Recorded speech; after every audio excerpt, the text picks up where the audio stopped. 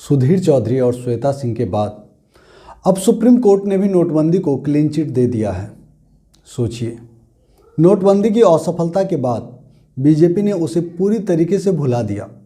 तभी supreme court ने कहा, माननीय आप सही थे।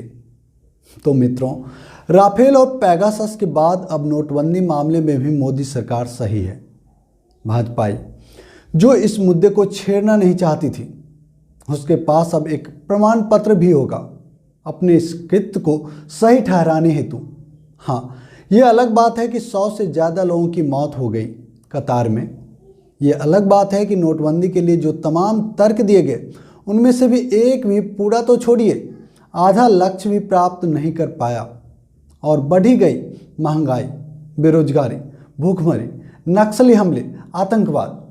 वहीं नकली नोट को तो सिरे से नकार दिया नोटबंदी ने, क्योंकि 98% नोट सफलतापूर्वक बदल दिए गए। तो फिर ये मकसद भी धरा का धरा ही रह गया और नकली नोट भी सिस्टम का हिस्सा बन गया। खैर, इस मामले में सुप्रीम कोर्ट के फैसले पर 5 जजों की मूल दृष्टिकोण बताता हूँ, जो सर्वप्रिया सांगवान ने बताया है। इसमें सबसे पहले जानिए कि नोटबंदी केस में 5 जजों की बेंच में जस्टिस नागरत्ना की असहमति क्यों है। उनका तर्क जानिए। उनका कहना है कि इतना महत्वपूर्ण फैसला लेते वक्त संसद को अंधेरे में नहीं रखा जा सकता। संसद लोकतंत्र का केंद्र है। इस फैसले को नोटिफिकेशन से लागू करने के बजाय संसद के साथ चर्चा करके कानून बनाकर लागू किया जाना चाहिए था। उनकी दूसरी असहमति, कहते हैं कि जो दस्तावेज सबमिट किए गए हैं उसमें आरबीआई ने कई जगह लिखा है कि जैसा कि केंद्र सरकार चाहती है। इसका सीधा मतलब है कि आरबीआई ने स्वतंत्र रूप से कुछ नहीं किया। पूरी एक्सरसाइज 24 घंटे में कर ली गई। ये प्रस्ताव केंद्र सरकार की ओर से आया था, उस पर आरबीआई की राय मांगी गई।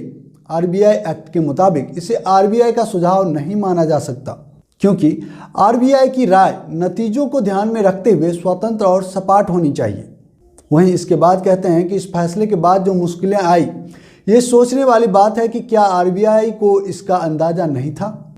जस्टिस नागरत्ना कहती हैं, यह फैसला गैर कानूनी है, लेकिन इस पर काम हो चुका है तो इसे अब बदला नहीं जा सकता। इसलिए अब क्या रिलीफ दिया जाए, इस पर बात होनी चाहिए। 98% नोट बदले गए।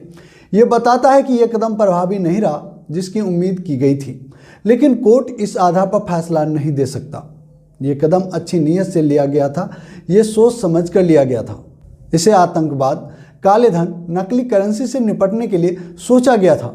ये कदम सिर्फ कानून के आधार पर गैर कानूनी ठहरा रही हूँ, ना कि उद्देश्य के आधार पर। साथियों, अब जानिए बाकी उन 4 जजों ने क्या कहा जो नोटबंदी को सही करार दे रहे हैं। उनका कहना है कि इस कदम से क्या हासिल हुआ या नहीं, इस आधार पर इसके कानूनी रूप से सही होने या ना होने का कोई संबंध नहीं है। जो जरूरी है वो ये कि एक उद्देश्य होना चाहिए जो वाजिब काम के लिए तय किया गया हो और कदम और उद्देश्य का संबंध तार्किक हो। दोस्तों, आगे उनका कहना है कि हम समझते हैं कि 3 उद्देश्य, आतंकवाद की फंडिंग, काला धन, नकली नोट वाजिब उद्देश्य हैं। हमें लगता है कि इन उद्देश्यों के लिए इस कदम का तार्किक संबंध है। हमें लगता है कि इन उद्देश्यों को पूरा करने के लिए नोटबंदी के अलावा कोई और कदम नहीं उठाया जा सकता था। इन उद्देश्यों की महत्ता और संवैधानिक अधिकारों को सीमित करने के बीच वाजिब संबंध भी है। डॉक्ट्राइन ऑफ प्रोपोर्शनलिटी लागू नहीं होता। चारों जज आगे कहते हैं कि आरबीआई एक्ट के मुताबिक केंद्र सरकार को एक सीरीज या सभी सीरीज के नोट बंद करने का अधिकार है। इससे पिछली 2 बार सभी नोट के बजाय कुछ नोट बंद किए गए थे।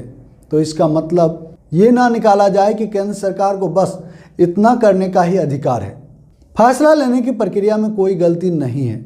नोट बदलने के लिए जितना वक्त दिया गया वो अतार्किक नहीं है। अब समझिए दोस्तों, कोर्ट उस पर ही फैसला देता है जितना उससे पूछा जाता है, यानी जो भी अपील की गई होती है। 5 जज मानते हैं कि सही नीयत से यह फैसला लिया गया था, लेकिन ये कोई नहीं कहता कि इसका उद्देश्य पूरा हुआ या नहीं। कोर्ट उन्हीं दस्तावेजों पर बोलेगा जो उसे दिखाए गए होंगे।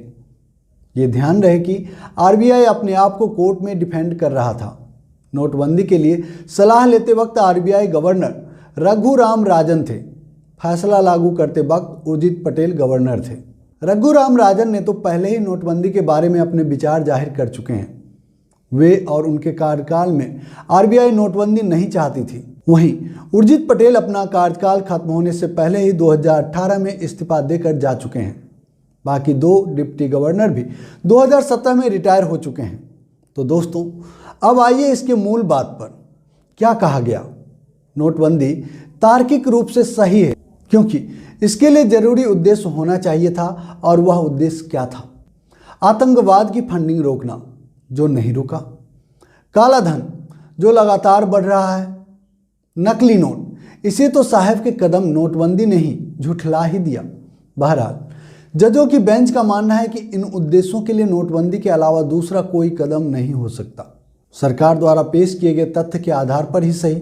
लेकिन आपको तो पता है कि वर्तमान सरकार जनता छोड़ो लोकतंत्र के हर मंदिर में झूठ झूठ और सिर्फ झूठ परोस रखी है। फिर झूठे और बेबुनियाद तथ्यों के आधार पर आप, हम या फिर देश कैसे सच की कामना कर सकता है? कैसे देश सोच सकता है कि सर्वोच्च न्यायालय मामले में सच ही बताएगा? आप देखिए कि 5 जज मानते हैं कि नोटबंदी का फैसला सही नीयत से लिया गया फैसला है, पर यह कोई नहीं कहते कि इसका उद्देश्य पूरा हुआ या नहीं। अर्थात हम इसे कायदे से मोदी सरकार की असफलता का पुलिंदा भी कह सकते हैं। और इस बात को और बल तब मिल जाएगा जब आप जस्टिस नागरत्ना जी की असहमति के आखिरी शब्द पर ध्यान देंगे। वो कहते हैं कि ये कदम सिर्फ और सिर्फ कानून के आधार पर गैर कानूनी ठहरा रही हूं, ना कि उद्देश्य के आधार पर। लो, हो गया, उद्देश्य पूरा हो गया। नोटबंदी जस्टिस नागरत्ना जी के आधार से गैर कानूनी तो है ही, उद्देश्य भी पूरा नहीं किया। तो अब मुझे लगता है कि कुछ और बोलना इस मामले में जरूरी नहीं है। नोटबंदी पूरी तरीके से ना सिर्फ फेल है, बल्कि देश की जनता के लिए किसी त्रासदी से कम नहीं, क्योंकि इसकी लाइन में लगे 100 से ज़्यादा लोगों की जान चली गई। बीमार दवाइयों के लिए, बेटी का बाप अपनी बिटिया के हाथ पीले करने के लिए, सरकार के द्वारा घोषित इस मास्टर स्ट्रोक के लिए लाइन में लगे थे। बेरोजगारों की तो छोड़िए, छोटे और मंझोले दुकानदार बर्बाद हो गए। और सरकार की बात ही क्या कहना, नित नए हेडलाइन गढ़ने में व्यस्त थी। और तो और जापान में प्रधानमंत्री जाते हैं और वहां पर भारतवंशियों के बीच नोटबंदी के दौरान जो भारतवासियों की, देश की जनता के जो दुख दर्द थे, उसकी कहानियां सुनाकर उस पर हंसी हंसते हैं, खिल्लियां उड़ाते हैं। खैर दोस्तों, उस दुख दर्द से आप भी बाहर आ चुके हैं, आपको भी अब याद नहीं। और सरकार, हमारा कानून सरकार द्वारा पेश तथ्यों के आधार पर ही सही उस फैसले को सत्य बता ही रही है। अब ज़्यादा मुझे भी कुछ कहना नहीं, इस टॉपिक पर इतना ही। अगर हमारी ये प्रस्तुति आपको अच्छी लगी, सच्ची लगी, वीडियो को लाइक कीजिएगा, शेयर जरूर कीजिएगा। और जो दोस्त पहली बार हमारे चैनल पर आए, आपसे निवेदन है हमारे चैनल को सब्सक्राइब कर ले और घंटी के बटन को जोर दबा दें, ताकि हमारा हर एक वीडियो सबसे पहले आपको मिले। जय हिंद, जय भारत, जय संविधान।